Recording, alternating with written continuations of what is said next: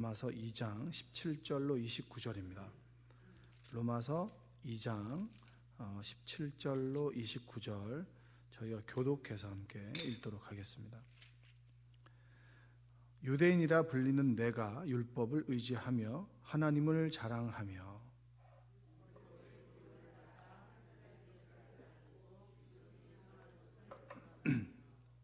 맹인의 길을 인도하는 자요 어둠에 있는 자의 빛이요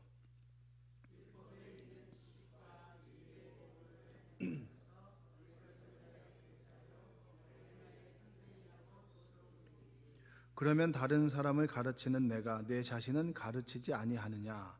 도둑질하지 말라 선포하는 내가 도둑질하느냐?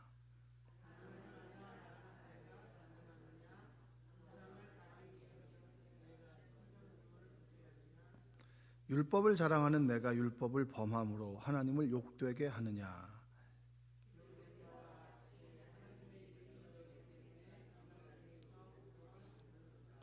내가 율법을 행하면 할례가 유익하나 만일 율법을 범하면 내 할례는 무할례가 되느니라.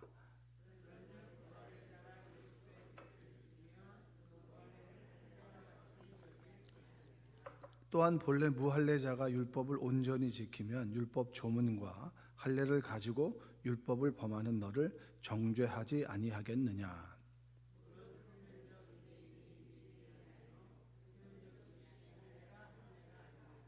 함께 읽겠습니다. 이면적 유대인이 유대인이며 할례는 마음에 할지니 영에 있고 율법 조문에 있지 아니한 것이라.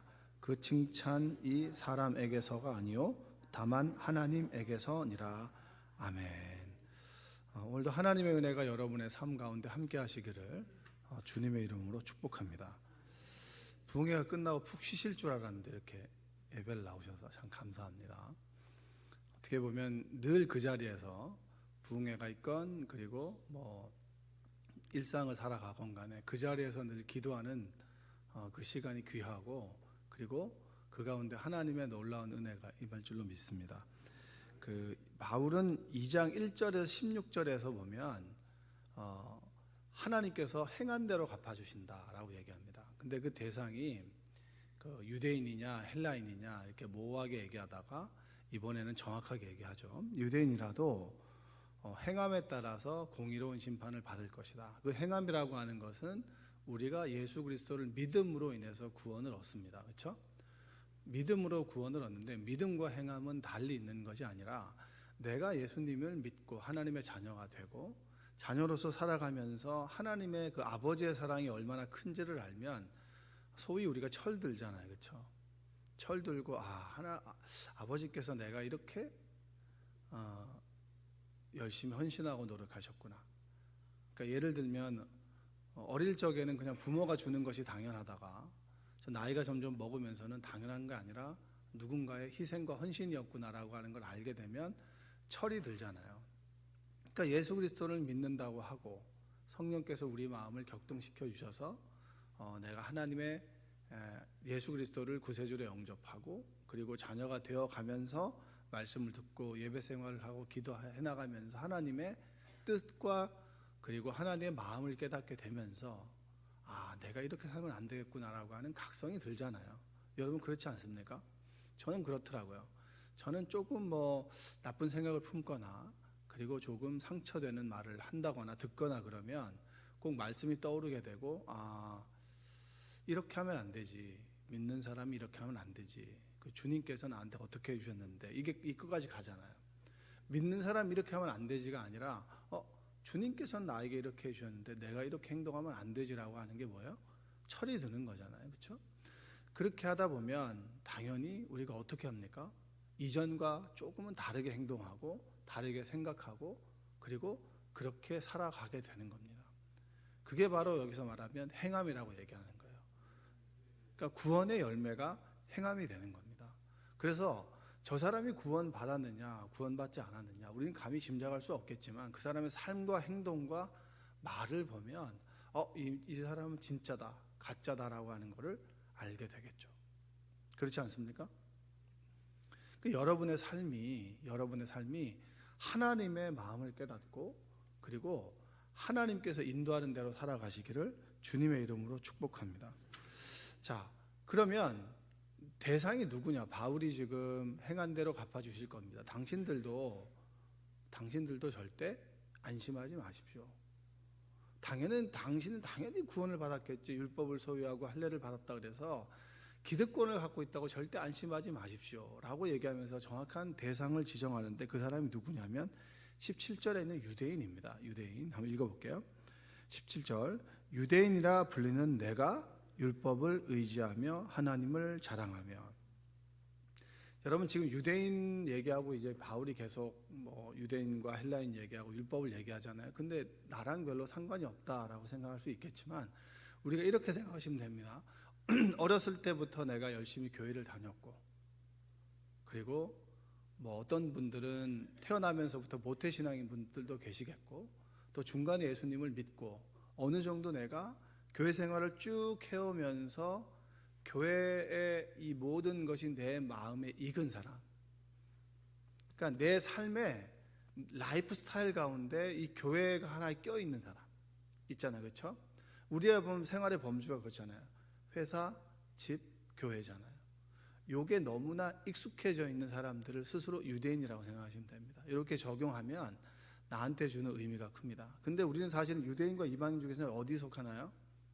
우리는 십계명을 가지고 있지 않잖아요. 그렇죠? 8일 만에 할례를 받지 않습니다. 그렇기 때문에 우리는 사실은 엄격하게 표면적으로 따지면 이방인이 되는 거예요.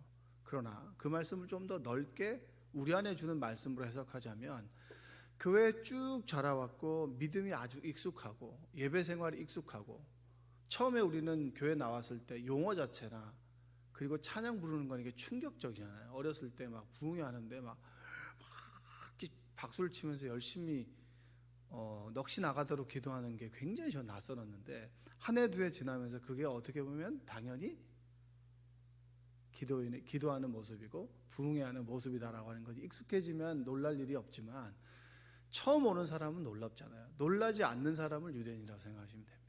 그리고 말씀을 들으면 돼요. 유대인이라고 하는 사람이 그들에게서는 세계관은 유대인과 비유대인이고, 유대인들은 하나님께서 직접 쓰신 그런 말씀을 소유한 사람들이기 때문에 특별한 거예요. 그러니까 특별하다라고 하는 게 뭐냐면, 하나님께서 우리를 선택했고, 그리고 십계명을 주셨고, 그리고 우리가 특별하다라고 하는 그런 표시가 뭐냐면 바로 태어나서 8일 만에 둘레 포경수술을 하는 거예요. 그게 이제 할례가 되는 겁니다. 그러니까 이 두 가지를 가지고 있으면 나는 너와 다른 사람이 되는 거예요. 특별한 사람이 되는 거죠. 그런 유대인들에게 바울이 얘기를 하고 있는 거예요.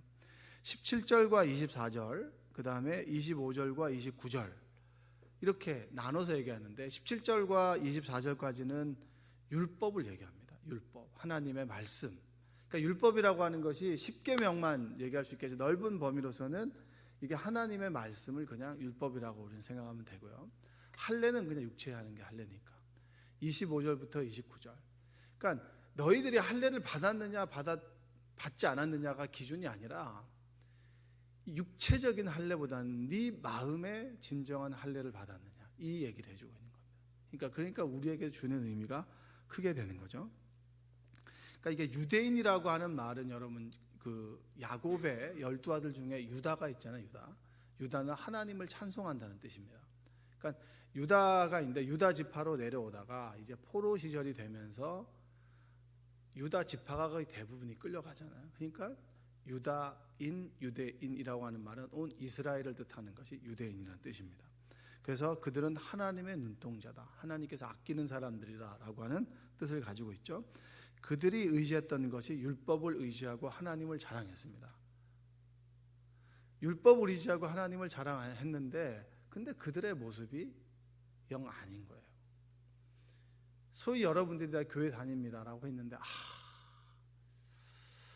저 얘기 좀 안 했으면 좋겠다라고 하는 사람이 있잖아요, 주변에. 여러분들은 어떠세요? 여러분 교회 다닌다 그러면 사람들 주변의 반응이 그럴 줄 알았어. 근데 내가 교회를 다닌다 그러면 근데 여러분 어떠세요? 주변의 반응들이. 그 반응들이 무서워서 교회 다닌다는 얘기를 안 하시는 분은 안 계시겠죠? 전 정말 갸우뚱하는 사람이 있습니다.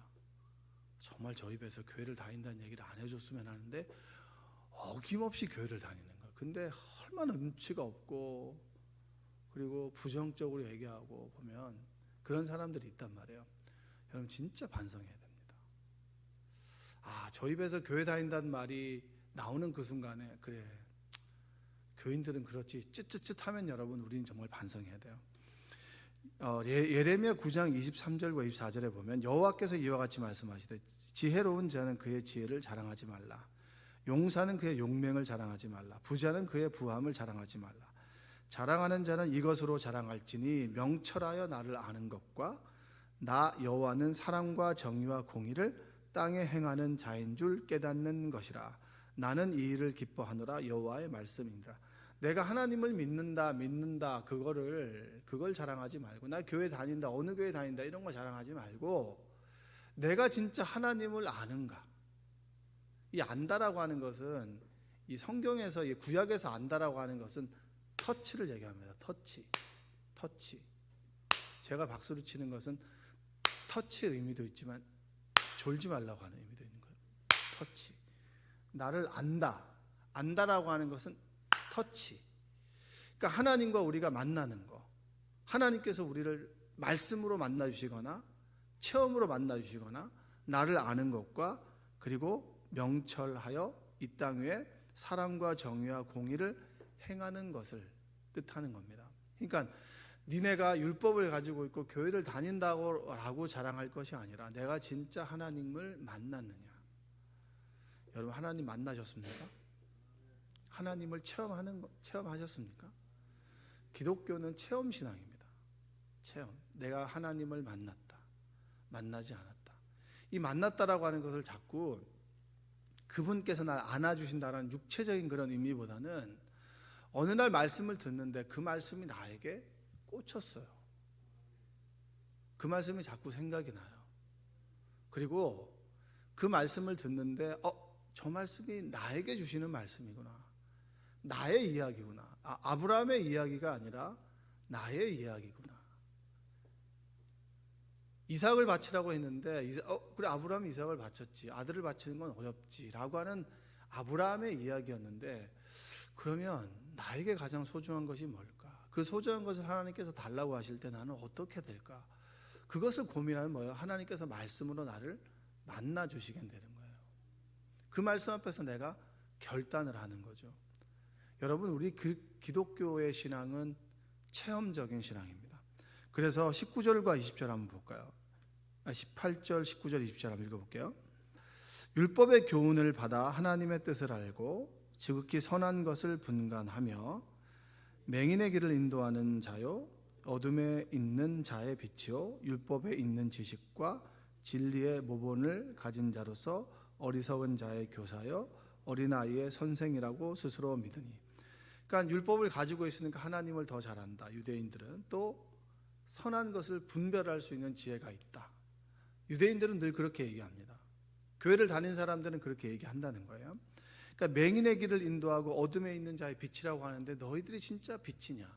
진짜 너희들이 맹인을 인도할 수 있는 사람이냐? 하나님을 모르는 사람들에게 하나님이 살아계시다라고 하는 걸 가르쳐 줄 수 있는 사람이냐?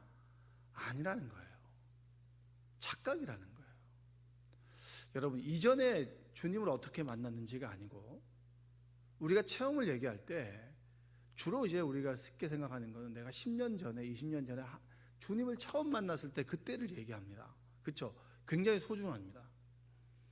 그런데 여러분에게 제가 물어볼게요. 어제 지금 이 순간에 하나님과 교제하고 이야기 나누느냐는 거예요. 주님 말씀을 들으면 내가 어떻게 살아야 되나, 내가 이렇게 살면 안 되는다라고 하는 그 찔림이 지금 이 순간에 있냐는 거예요. 어제 있었냐는 거예요. 그러니까 10년 전에 20년 전에 그거 말고 뜨겁게 만난 거 말고 지금 이 순간에 그분의 말씀이 나에게 있냐는 거예요. 내가 지금 이 순간에 주님이 없으면 못 살지, 어떻게 살아갈 수가 있느냐라고 하는 그런 여러분 문제의식과 각성이 여러분들에게 있냐는 겁니다. 그러니까 저는 정말 목사로서 살아가지만 하루하루 은혜의 소중함을 저는 알고 있어요. 그래서 광야 생활을 할 때 하나님께서 만나와 메추라기를 주셨잖아요. 만나는 매일매일 주셨잖아요. 그리고 안식일을 앞두고는 이틀치를 주셨습니다. 안식일은 충분히 쉬라는 거예요. 먹는 거 입는 거 걱정하지 말고 쉬라는 거예요. 여러분, 만나를 내려주시되 오늘 먹었는데 내일 만나를 주실 것이라고 하는 믿음을 여러분 가지고 계십니까? 여러분, 이걸 갖는 것은 진짜 쉬운 일은 아닙니다. 습관적으로 갖게 되는 건 아니에요. 날마다 주님 안에 머물러 있고 그분의 이름을 부를 때 우리가 정말 바람이 불면 엎드린다고 하잖아요. 어제 그 강사님 말씀하셨는데, 큰 바람이든 작은 바람이든 간에 납작 엎드려서 늘 그 자리에 있는 분, 주님의 이름을 늘 부르는 그에게 여러분 만나의 은혜와 영성이 임하게 되는 거예요. 오늘 우리에게 은혜를 주셨다면 그래, 내일도 하나님께 주실 것이라고 하는 그 믿음을 가지고 오늘을 희망과 용기를 가지고 살아갈 수가 있는 겁니다. 전 예수님을 믿으면서 저의 평범함을 인정하고 사랑합니다. 전 특별하게 어떤 재주를 가지고 있는 사람도 아니고 여러분에게 손을 대면 병을 낫게 하는 그런 사람도 아닙니다. 성경을 그렇게 탁월하게 풀 수 있는 사람도 아니에요. 그러나 하나님께서 지금 나의 모습으로 만들어 주셨으면 하나님의 선하신 뜻과 계획이 있는 걸 저는 믿어요. 매 순간. 그래서 남들과 비교해서 내가 가지고 있지 않는 것을 쳐다보기보다는, 남들과 비교하기보다는 나의 있는 모습 그대로를 사랑하고 감사히 여깁니다. 내 있는 모습 그대로를 사용하셔서 하나님, 저를 사용하셔서 하나님의 은혜를 드러내시고 영광을 드러내 주시옵소서. 왜냐? 오늘의 하나님, 지금의 하나님을 사랑하기 때문입니다. 예전에 만난 하나님이 아니고 내가 예전에 하나님을 알았어, 하나님을 만났어가 아니라 오늘 이 순간, 지금 이 순간에 내가 지금 하나님을 의지하고 그 말씀으로 인해서 감사하며 만족하며 살아가느냐? 그것이 더 중요한 거예요. 어제 은혜를 주셨다면 오늘의 은혜를 주실 것을 믿고 오늘 이 자리에 나오는 그 열심이 오늘을 살아가는 용기와 힘이 되는 겁니다. 여러분에게 주님의 말씀이 삶의 용기와 힘이 되시기를 주님의 이름으로 축복합니다. 안다고 그대로 사는 게 아니에요. 내가 하나님의 말씀을 안다고 그대로 사는 게 아니에요. 절대 착각하지 마세요. 어느 순간에 설교 말씀을 준비하면서 이 깨달음을 얻었구나, 이 말씀이 이거였구나 라고 정말 희열을 느낄 때가 있어요. 근데 깨닫는다고 여러분 가지고 있다고 그대로 사는 것은 아니라는 거예요. 깨달음 그대로 살아가려고 애쓰고 넘어지고 내가 이대로 살아갈 수 없구나 라고 할 때 우리는 진정으로 뭐 하게 됩니까? 주의 도우심을 구하게 되는 거예요. 주님, 제가 이 말씀대로 살아가길 원합니다. 어느 순간 기도하는데 내 안에 사랑이 없어요. 눈물이 말라가고 천국이 있잖아 라고 얘기합니다. 그런데 내 안에 사랑이 없는 걸 처절하게 깨닫는 그 순간에 우리는 뭘 하게 되는 겁니까? 눈물을 주시고 사랑을 주시는 주님께 기도하게 되는 거예요. 할렐루야. 할렐루는 찬송한다는 뜻이고 야는 야훼니까 하나님을 찬송한다는 뜻이에요. 할렐루야. 아멘. 그러니까 주님의 이름을 부르고 그리고 주님과 함께 그분의 은혜를 의지하며 살아가는 거. 깨달았다고 안다고 해서 여러분 그게 내 것은 아니에요. 살아낼 때 그것이 내 것이 되는 겁니다. 살아내려고 할 때 우리가 주의 도우심을 구하게 되는 거예요. 자꾸 머리만 커져서는 안 되는 거예요. 자꾸 사람들이 알아주는 자리에 가려고 하지 마세요. 낮은 자리에 가셔야 됩니다. 땀을 흘리는 곳에 여러분이 계셔야 돼요. 수고하는 자리에 여러분들이 계셔야 됩니다. 굳은 일을 하는 곳에 여러분이 계셔야 돼요. 그러니까 남들이 하지 않는 그 굳은 일을 여러분들 감당하는 여러분들 되시기 바랍니다. 왜냐하면 그 속에서 주님을 의지하고 만나니까.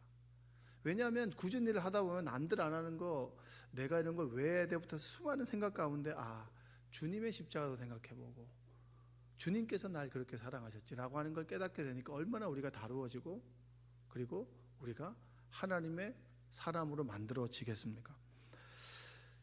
알고서 살지 못하는 사람들에 대해서 주님은 유대인을 통해서 비판하고요. 그리고 25절 이하에서는 할례를 얘기합니다. 할례. 이렇게 아주 쉽게 정리하면 이렇습니다. 자, 니네가 할례를 받았어. 근데 말씀을 지키지 않아. 그러면 니네는 무할례자야. 할례 받지 않는 사람하고 똑같은 거야. 수학 공식처럼 얘기하는 거야. 할례를 받았어. 근데 말씀을 지키지 않아? 그러면 무할례자. 바울은 또 얘기하는 거야. 무할례자인데 할례를 받지 않았는데 말씀을 지켜. 그럼 이 사람은 할례를 받은 사람과 똑같은 사람이야. 여러분, 이건 대단한 말씀이에요. 유대인들은 쇼킹한 거예요. 주님을 믿고 교회를 다닌다고 하는데 하나님의 은혜가 없어. 그리고 하나님 말씀을 깨닫지도 못하고 그 말씀대로 살아가지 않아. 그럼 너희는 구원에서 떨어질 수 있다라고 하는 걸 생각해라. 진짜 구원 받았느냐? 근데 어떻게 구원받고도 말씀을 지키지 않느냐? 이 얘기를 해주고 있는 거예요. 근데 정말 믿은 지 얼마 되지 않았는데 그 안에 말씀 가운데 눈물이 있고 그리고 그 눈물이 정말 회개의 눈물이 되고 말씀대로 살아가려고 애쓴다면 지금 그 순간에는 너는 할례를 받은 사람과 똑같다는 거예요. 그렇게 지금 바울은 얘기해요. 안심하지 말라는 거예요. 두렵고 떨리는 마음으로 구원을 이루어가라. 왜냐하면 구원은 순간 딱 집어지면 끝이 아니라 프로세스거든요. 계속 하는 과정이란 말이에요. 우리는 지금 하나님의 자녀로 주님의 집안에서 그분의 인격을 닮아가는 과정 속에서 성장하고 성숙해가고 있는 거예요. 근데 어느 순간 멈춰버렸다면 다시 그 자리로 돌아오라는 거예요. 그분의 사랑 안으로 돌아오라는 거예요. 그 얘기를 지금 바울은 해주고 있는 겁니다. 목사라고 해가지고 늘 은혜가 충만한 건 아니잖아요. 근데 여러분도 마찬가지예요. 저는 여러분 은혜를 받기 가장 쉬운 자리에 있는 거예요. 설교를 하기 싫어도 설교를 해야 되잖아요. 그럼 뭘 봐야 돼요? 말씀을 봐야 되는 거예요.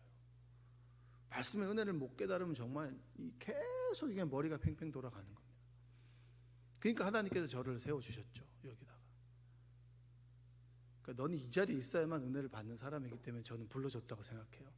거룩하고 대단한 사람이라고 불러준 게 아니라 늘 옆으로 갈 수 있기 때문에 이제 여기에 묶어놓은 사람이 접니다. 그럼 여러분은 저보다 낫다라고 생각할 수 있나요? 여러분 더 노력하셔야죠. 말씀의 자리에 머물러 있을 수 있도록, 내가 그 자리에서 은혜를 회복할 수 있도록.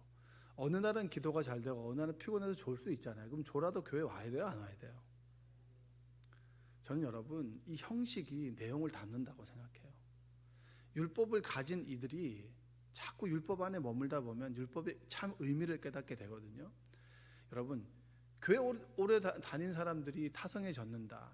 그 오래 다니는 그것이 얼마나 귀한 것인 줄 아세요? 몸에 밴 거.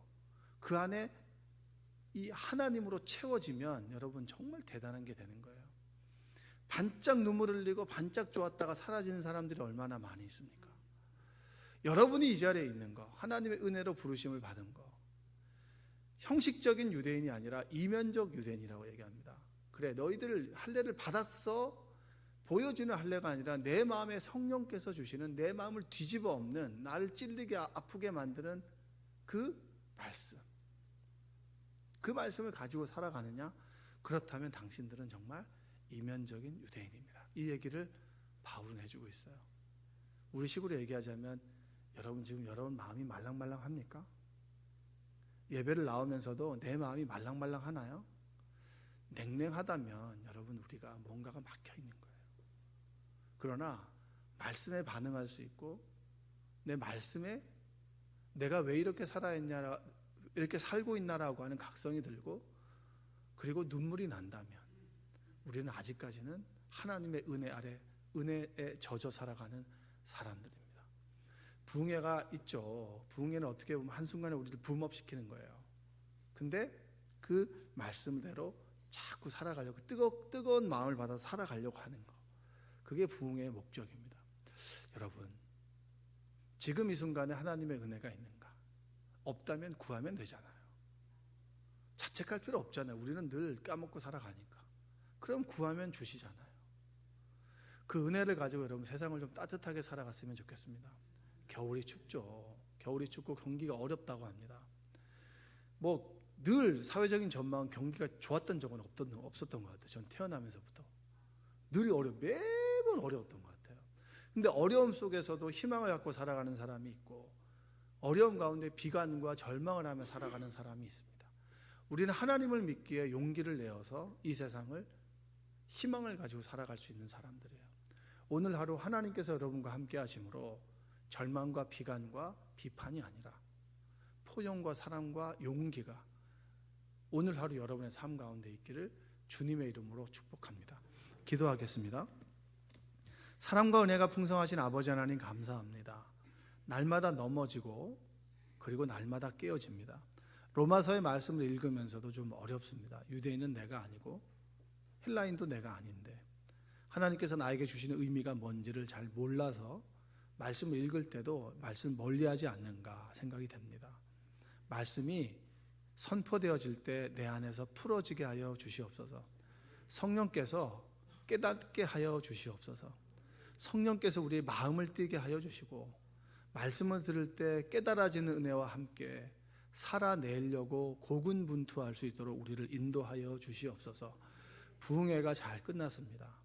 어떤 이에게는 은혜로운 부흥회가 되었을 수도 있고, 어떤 이에게는 코드에 맞지 않아서 또 은혜롭지 않은 부흥회가 되었을 수 있습니다. 그러나 이 모든 것도 하나님의 선하신 뜻이고, 또한 이 부흥회를 통해서 우리에게 주신 뜨거움을 가지고 하루하루 기분 좋게 살아갈 수 있도록 도와주시옵소서.